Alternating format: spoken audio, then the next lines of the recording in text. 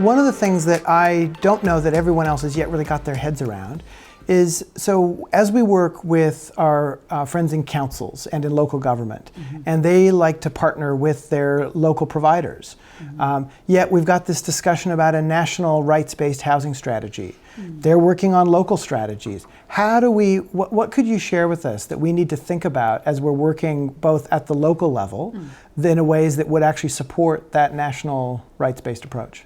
Yeah. I actually don't think there only has to be one national rights-based housing strategy. In fact, local governments could be adopting rights-based housing strategies at that local level. In fact, I think that's how it should work. It's better if there's some leadership from central government. You know, if central government gives the kind of green flag or whatever, green light, and says, we're committed to the right to housing, and when dollars flow, if dollars flow, there are going to be dollars that are spent that encourage the implementation of the right to housing. That then gives a really nice signal to local government that they too should be taking a rights-based approach to the housing that they're responsible for. I've seen it in jurisdictions, in fact in Canada where I live, where that exact relationship has played itself out. I mean, Canada's constituted differently than New Zealand, of course, but the national level government in Canada adopted a rights-based housing strategy and legislation, so a National Housing Strategy Act, that really recognized that housing is a fundamental human right and did a whole bunch of other things. And they did that by working in genuine partnership with local communities, didn't they? Really closely, actually, with with people on the ground, in recognition that it's housing providers and service providers and those who are really kind of in it, who have a lot to say and a lot of knowledge and expertise that could be harnessed. So when we work with a local community, do we then get to say, yeah, here's the local strategy, now central government, this is what we need you to do? Do we get to be that directive? You should be in conversation with the central government, absolutely. As should everyday residents. I mean, there's a concept of the right to participation. And it's actually considered now a human right, and it's a lot of people are starting to write about it. What does real participation mean? Yeah, you're not talking about the consultation where we write a submission and then nothing we ask for is achieved. Absolutely not. And it's not just a sort of check mark. Oh yes, we contacted a few community housing groups, or it's a process. It has to be understood as a process. There has to be a lot of buy-in. And everyone has to be learning from everyone else.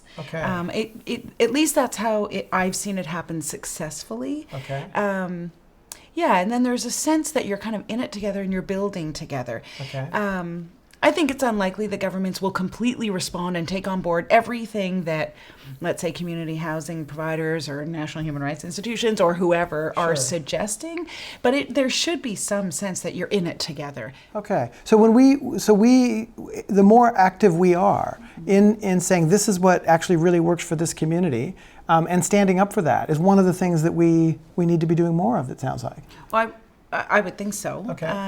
It's also really useful for communities to come together and that's to what we start see. Articulating what needs are.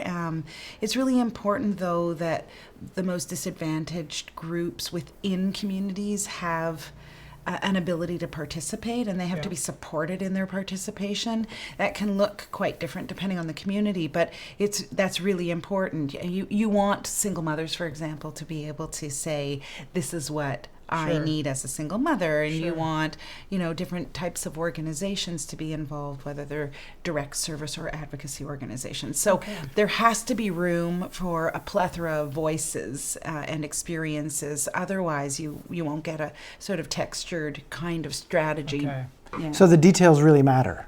In making sure all those voices are present. And when we do that, and if we do a pretty good job at that, then it feels like if we move into the finance space for a second, then it does mean we need to follow the money to make sure that the money then activates. And I say the money, this is not just government money. I think there's a real misnomer here in New Zealand that when we talk about government investment in housing, somehow people misconstrue that as that government provides the house for free. That's not the case at all. Residents, whether they're tenants or progressive homeowners, are still paying the lion's share of the housing cost. Right. Yeah. The thing about the money, so when you're dealing with a rights-based housing strategy, one of the things I've experienced with a lot of governments is, and actually some advocates, they want to talk about the money too soon. Okay.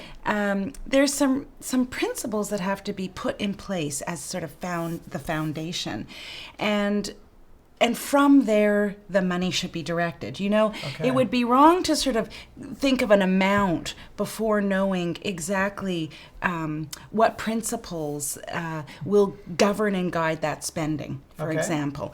So, you should have measurable goals and timelines. That's one of the key markers of a rights-based approach, right? So you say we need X amount of social housing units built by X time, within X time frame. We need 3 new emergency shelters, for LGBTQ and et cetera. So that's a concept. Measurable goals and timelines that then gets some programming attached, and then the dollars would flow from there. I get worried that there's a conflation between money. So if I say to a government, you need to do more on the right to housing, they say, well, we've got this huge budget. Well, there's so much more at play. What about do you have an accountability mechanism in place? Do you have a claiming mechanism? Have you really sussed out who are your disadvantaged groups and where is their discrimination and what are the key issues? It seems to me that money gets in the way too quickly. I just want to say that. Okay, so one of the things we can do is we can show our own performance with the resources that are within the community housing sector and how we're performing on that as a way to start shedding spotlight. Yeah, I think that's right. Okay. And I also think that would be part of a shift, wouldn't it? Maybe. Okay. Would it? Yeah, probably. Okay, because we've got lots of shifts we need to make. Yeah, there's a lot. I think there's some big structural pieces that have to shift. Here in New Zealand, everywhere it's everywhere actually. But the big shift is turning away from housing as a asset or a commodity and understanding it as a human right and the dimensions of that with the full meaning of that. It's actually I try not to articulate it too much because when you really get down to it, it's a massive shift and it's a bit scary. But we got to start somewhere. You have to start somewhere. And I'm amazed actually at the traction I'm seeing across the globe. Okay. So I started as rapporteur 6 years ago and I don't know. There wasn't the currency of human rights wasn't. It just wasn't there, in my opinion. And I've seen a lot of traction in the last 6 years. I mean, I think as situations get more and more acute and dire, everyone is casting about. Well, everyone recognizes that we're on an unsustainable path. Correct.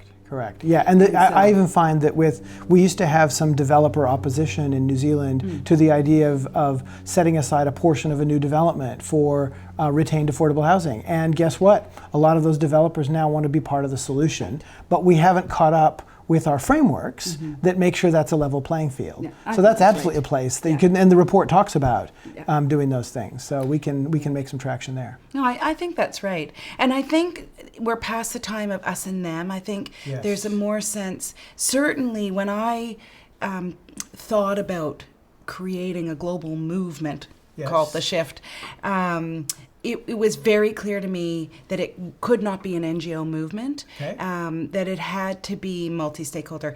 There was an appetite for that. When I had the very, very first convening of The Shift, which was at a big world conference in Ecuador, I didn't know who would show up. I wanted it to be multi-stakeholder, but I had no clue. I had no power. It was like a world conference, So we just put out the flyer, and then who was in the room? There were about 150 different individuals, groups, and organizations, et cetera, in the room, and it was clear. Social movements were happy to be talking to governments, were happy to be talking to funders, were happy to be talking to researchers. So it was amazing, and that's going to be the way forward for sure. Well, and we enjoy a lot of those relationships with our property council, with our infrastructure New Zealand groups, and we've got a lot of those multi-stakeholder relationships. Currently, the amazing work we do with the Human Rights Commission. So those things, everybody's just a phone call away from who we need in the room. So it feels doable. people. Yeah. So we just need to get in gear. I think that's probably right. I mean, New Zealand's a small country. So Yeah, we can everyone do seems this. to know each other, Yeah, that's actually. right. Yeah. No, I think there's to me, there's no doubt that New Zealand is really poised to do something pretty amazing.